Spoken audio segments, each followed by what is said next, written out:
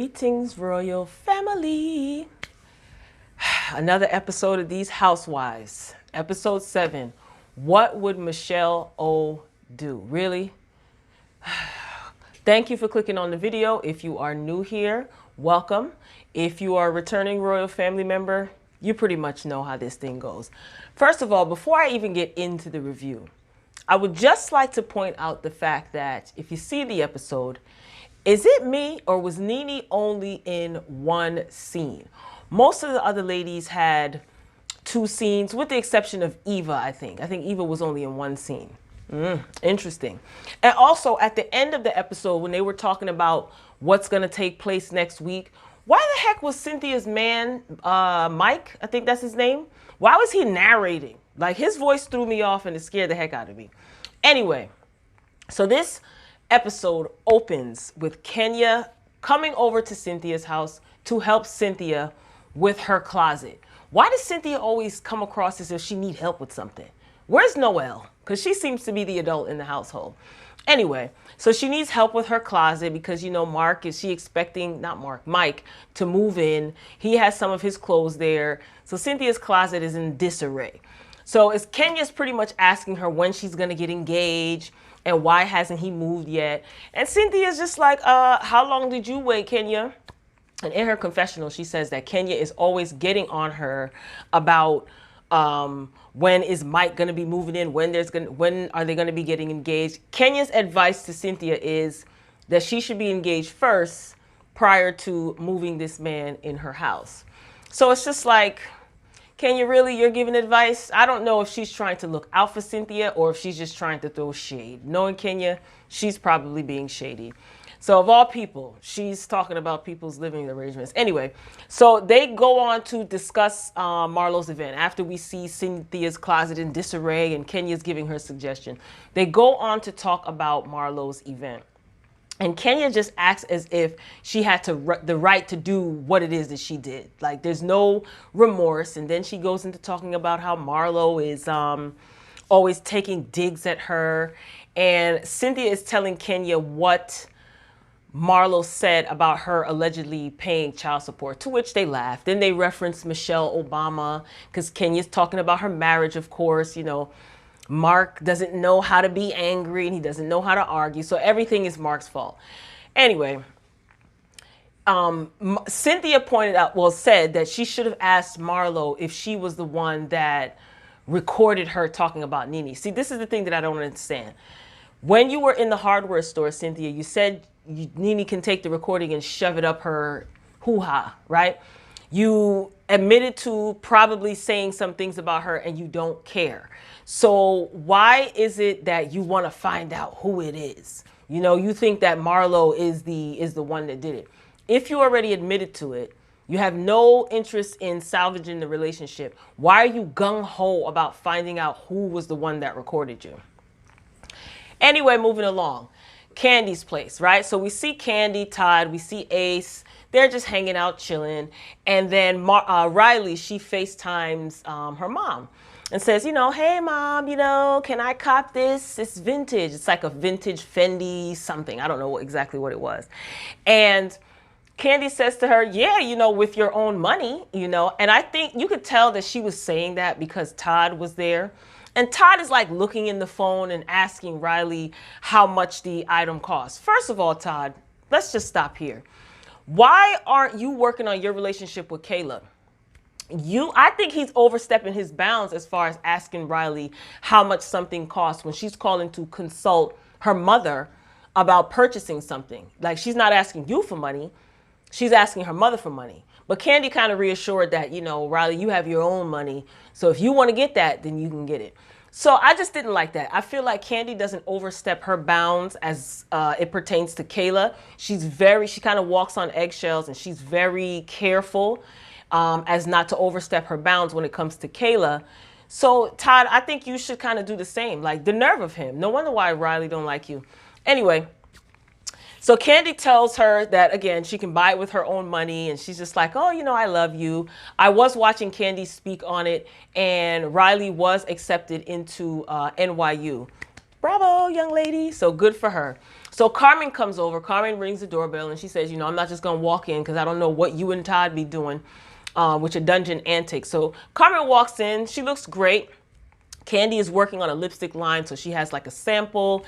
And Carmen says that Todd contacted her to tell her that he purchased a tractor trailer. So Kandi is saying that there's a Mexican restaurant that he wants to open, or they're getting ready to open. And then he also is trying to do the OLG breakfast restaurant. So Candy's pretty much telling Carmen, she goes on to tell Carmen that Todd is not speaking to Kayla. So you can see that Carmen is asking questions about, what about Todd? How's Todd doing? How's Riley doing? Asking, I guess, to get the conversation started. So Todd and Kayla are not speaking again. And Kandi says that even Riley gets annoyed with Todd. And to me, this seems like a pattern. I could see why Riley would get annoyed with Todd. Like, if I call my mother and say, hey, Mom, can I buy this? And my stepfather's like, how much is it? Like, this is a conversation between me and my mother. Like, don't overstep your bounds. You need to be worrying about Kayla and why she looks, emotionally abandoned by you. I wasn't really feeling that. So Candy's laughing in her confessional about it. And she's just like, how some kids have that, you ain't my daddy, type of attitude. Riley's that kid. And she laughs. So I don't know if Candy's just laughing this off because she is uncomfortable or she finds it funny. Who knows? So on to Porsha and Marlo. Okay, Marlo shows up. She meets Porsha somewhere in like a mini bus that they have to pedal. It was just weird. Henny was on deck and Hookah was on deck. So, Porsha is happy. So at this point, Marlo, we see her trying to get information from Porsha as it pertains to Dennis and their relationship. So Porsha tells Marlo that she's going through whatever it is that she's going through. She briefly mentioned Nene, and then Porsha goes into saying that she was very supportive and she feels that Nene dissed her and wasn't a friend to her. So Marlo compares friendships and relationships. Marlo's just like, we'll put up with a lot of things from our men and we should be able to do the same thing for our girlfriends and our friendships. We'll go through it with a man. We'll fight put our lives on the line for our men, and we should be able to do the same thing for our girlfriends. So I wonder if she's trying to get to the bottom of this, or is she just trying to get in Porsha's business, or did Nene kind of send you to temperature check Porsha? It just seems weird. Like, I don't know. What do you guys think about Marlo? Like, what do you think? You think she's trying to turn over a new leaf by being this like peacemaker? She kind of reminds me of Jackie Christie from Basketball Wives. You know how Jackie was like the peacemaker. All of a sudden, she wanted everybody to get along, and I don't know.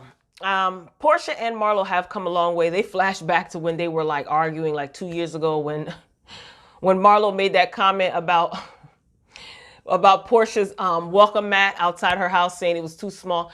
That was just so childish, but it caused Porsha to be ticked off about it. So I don't know. I mean, Marlo is entertaining. She's good for the show, but what's this angle she's taking? Again, is she really trying to help Nene mend fences with some of these girls, or is she just there for camera time? She's getting a lot of camera time. This is episode 7, and she's got more camera time than Nene, and Marlo is not even holding a peach. Speaking of Nene, so Nene is home. She's preparing, drinks. I don't think they were cocktails, but she's preparing beverages because her life coach is coming over. So Nene wants peace in her life. This is what she says. So let's see what this life coach is all about. Okay, we're going to be keeping an eye on her throughout the season. So she's discussing with her life coach Marlo's event. And Nene goes into explaining why she left. Now, again, I said this before. I don't fault Nene for leaving, because if she would have said something, it would have been blown out of proportion. And yes, it would have been a good episode for us viewers to see, but it probably just would have went totally left.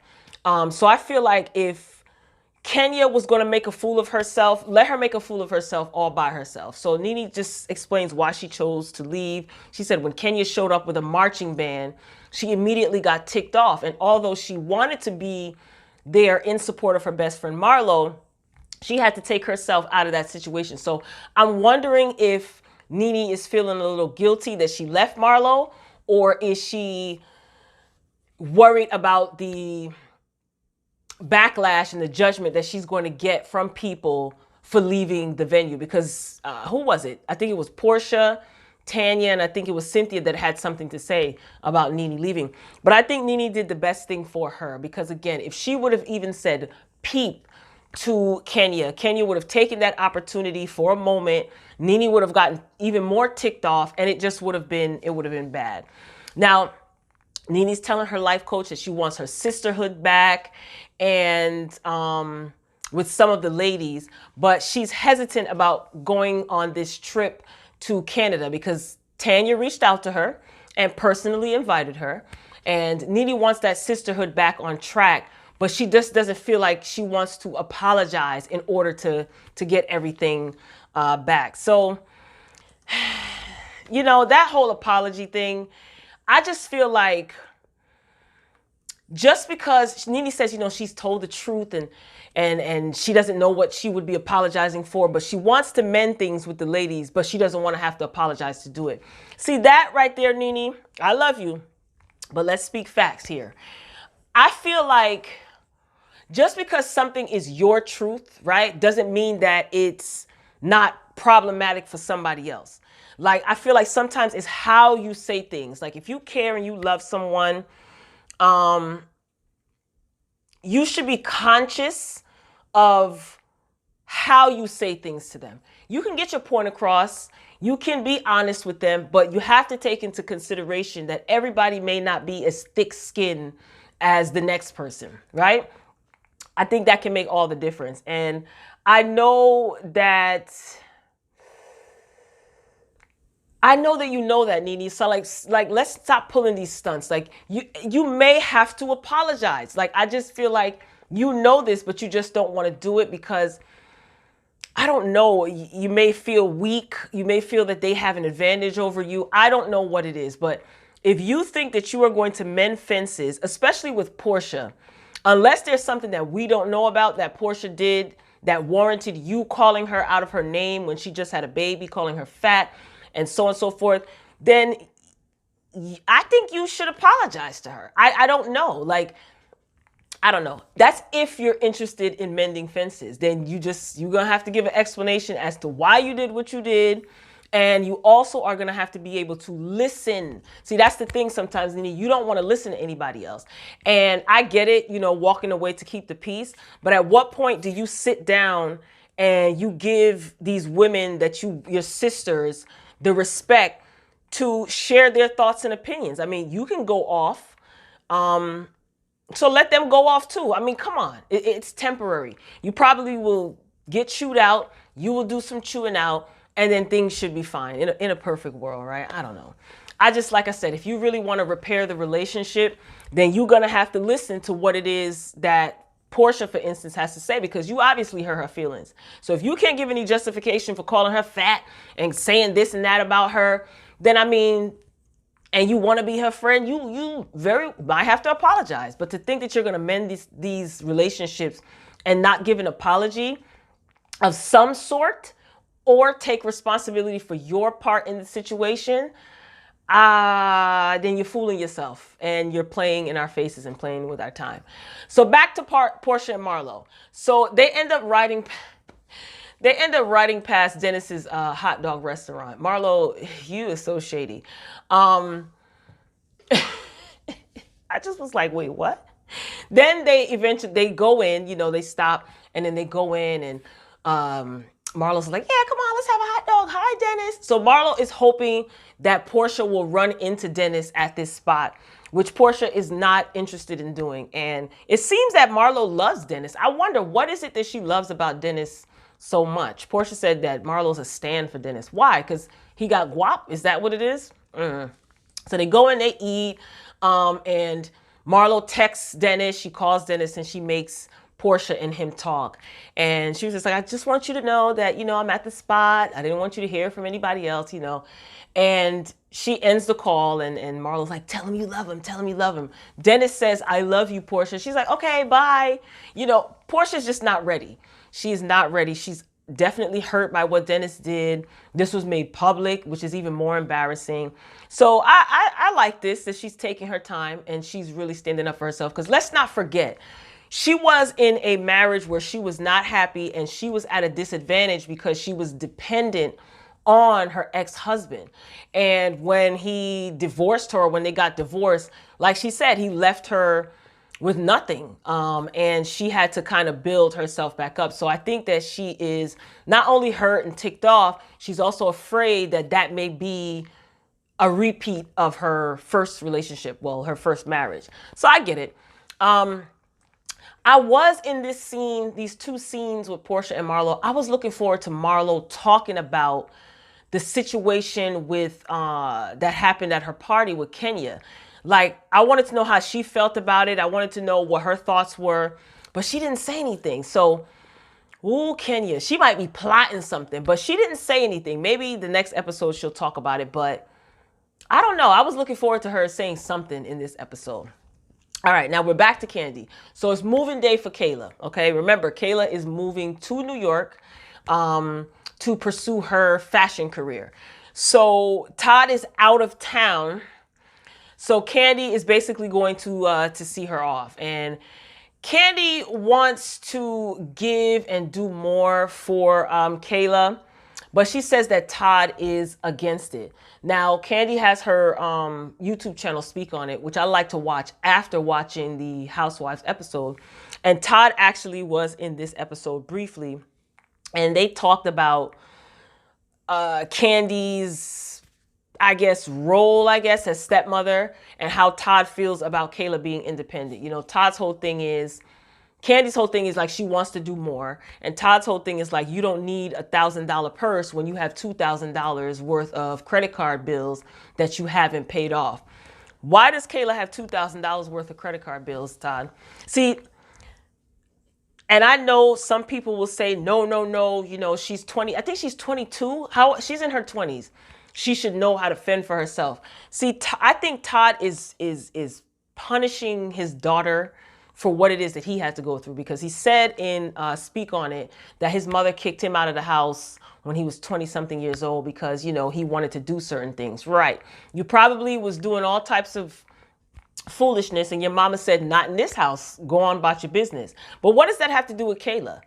You know, you're in a position where you are financially well off, you know, which is the opposite of maybe your parents and you growing up. So it's not all about the finances though. Like when you seen Kayla in the kitchen before she was leaving and when Kandi was talking to her, her body language and her attitude just looks sad and defeated, you know? So I just feel like if she has $2,000 worth of credit card debt, that means she's probably paying her bills. Okay, fine, with her credit card, which is actually a bad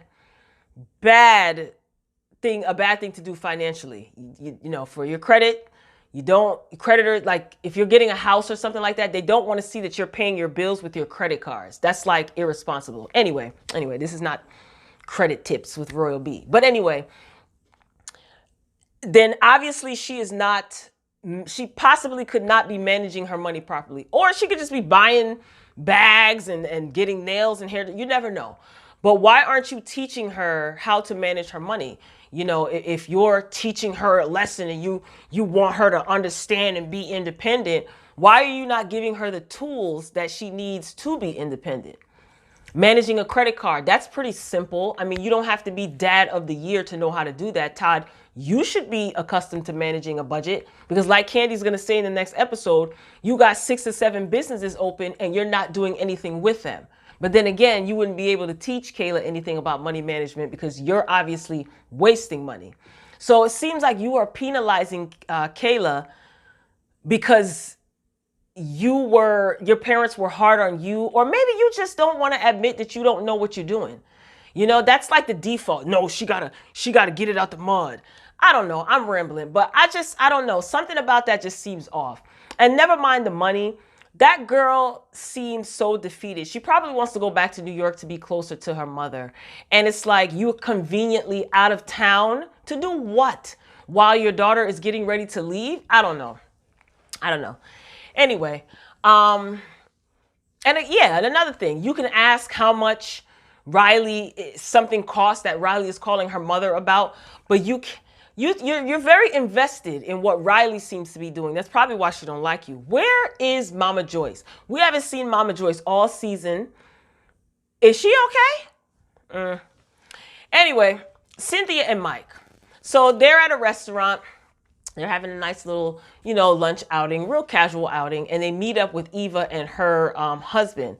Now, I don't get this Eva girl. Like, has she not learned anything from being on the show? So they went from talking about living arrangements, long distance relationship, because, Mike, Cynthia's boyfriend, lives in California. And then Eva had to bring up Nene. She says to her husband, Cynthia, like referring to Cynthia, this might be your new client. I'm like, what? And then she goes into talking about how Nene didn't take off her microphone from last season. And this season that there's a recording that Nene has of Cynthia talking about her. But what does she mean about Cynthia might be his new client? I wasn't feeling that. So Eva's husband starts talking legalities about recording without someone's knowledge in the state of Georgia. So what's going on here, Cynthia? What did you say to Eva to make Eva reference her husband for legal advice and him start talking legal mumbo jumbo? Like, what are you planning on doing? You want to find out who recorded this so you could sue them? Eva, she thinks Marlo is guilty of this recording crime. But Radar Online just reported, and I reported this on my weekly What the Friday show, that Radar Online said that this recording could be fake. And I said that in my last review. We could be waiting this entire season to hear this recording and no such thing even exists. Anyway, I just wonder if Eva learned anything. Like, what are you doing bringing that up? They were talking about long distance relationships and you just felt the need out of the blue to bring up Nene. I don't know.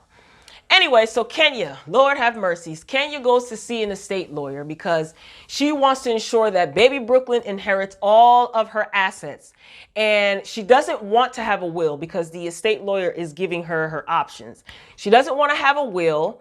And as far as a trustee, she doesn't have a person in mind that she can put down as her trustee. It can't be Brooklyn, obviously, because Brooklyn's a minor. But what happened to her aunt? What was her aunt's name? Or her cousin Shay? No one you have to be a trustee? That's real interesting. So Kenya's in her confessional. Producer says to her, why isn't Mark your power of attorney? This is Kenya's answer. You tell me if this makes any sense to you guys. I think he would have a hard time if it goes against what he really thinks should happen. What the hell does that mean, Kenya?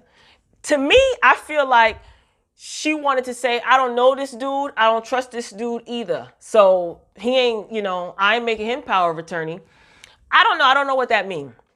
And when asked about a prenup, the estate lawyer asked her if she has a prenup. She said no. And according to Kenya, Mark didn't think it was romantic to have a prenup. Well, Kenya, neither is being brokenhearted and broke. Are you kidding me? It was that easy for him to convince you not to get a prenup? I don't know. I get it. So she ends up getting emotional because it seems all too real, I guess. So the session ends and the estate lawyer just basically says, yeah, I'll send you an email with all the information. So that kind of seemed like it was pretty much for a scene. So, but who knows? Who knows? So moving on to Porsha. Porsha went to go visit Dr. Sherry. And I do like that she's still in counseling and we're seeing it. And Dr. Sherry is getting a lot of exposure. Okay, so it's a total win-win situation. So Dennis pops up. He shows up. And you can see Porsha's entire body language like totally changed. She got very uncomfortable. So they go into talking and Dennis pretty much says that his cheating was a mistake, which immediately annoys Porsha because Porsha's like, that's not a mistake. A mistake is you take the wrong turn or you miss your exit. Like, that's totally not a mistake. So he's continuing to put his foot in his mouth.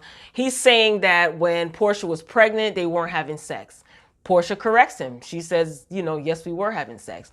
Then he moves on to say after the baby was born, how Porsha was very emotional and she was crying and he was crying with her. And Porsha says that's when the inappropriate text messages started. That's what he was trying to say. That's why the inappropriate text messages started. So, you know, the pregnancy thing, the excuse didn't work because Porsha fact checked him. Then he moves on to using the postpartum depression that Porsha was going through as an excuse. So Dr. Sherry is just like, seeing all that she had to go through, why would you want to sleep with another person?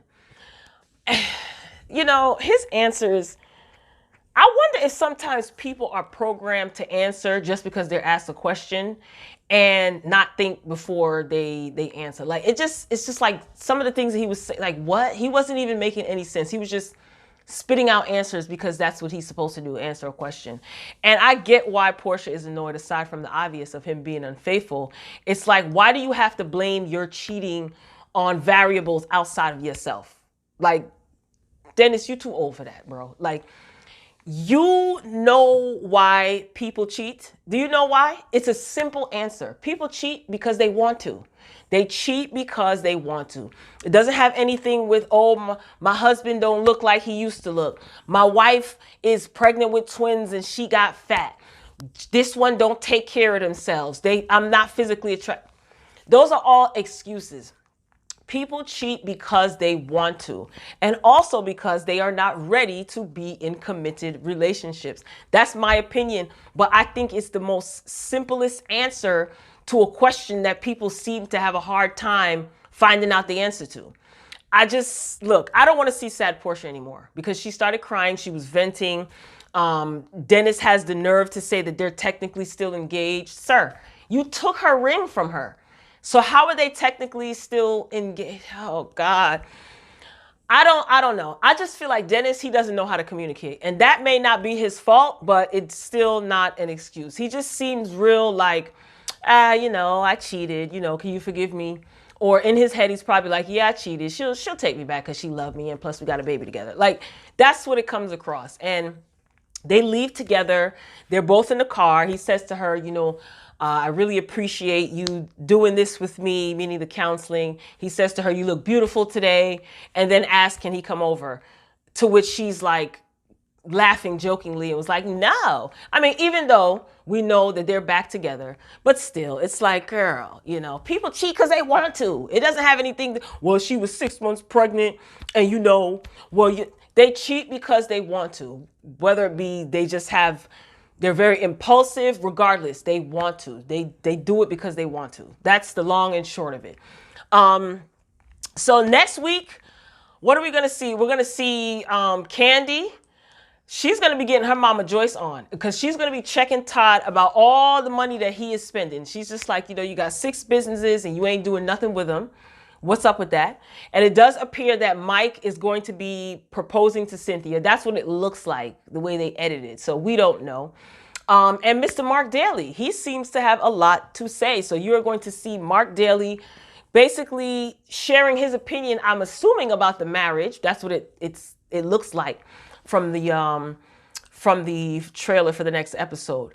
Now, I wonder if Nene's going to be in the next episode because it does seem as if it just seems like they may have intended for her not to be on this season, and they're trying to like place her where they can. I don't know. We'll see as the season progresses. So Royal Family, that's it. This review has come to a close. Thank you so much for watching. If you made it to the end of the video, hit the thumbs up button if you like this video. Be sure to get in the comments. Be respectful as always. And I will meet you down there. And Royal Family, I'm signing off. Until next time. Peace.